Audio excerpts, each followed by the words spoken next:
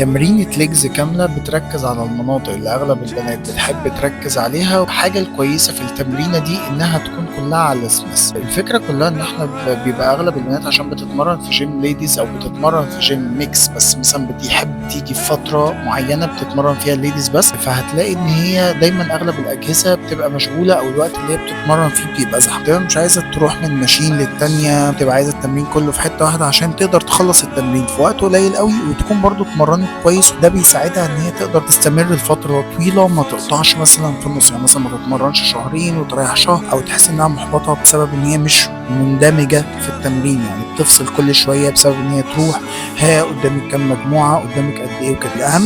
من التمرين او الزوايا اللي احنا نشتغل عليها دي ادائك للتمرين نفسه. بمعنى ابسط ان انت مش محتاجه تشيلي وزن كتير، المفروض ان انت تركزي على المنطقه اللي انت شغاله عليها، تركزي عليها بمخك وتحس ان هي شغاله كويس قوي، فالوزن التقيل هنا مش مطلوب.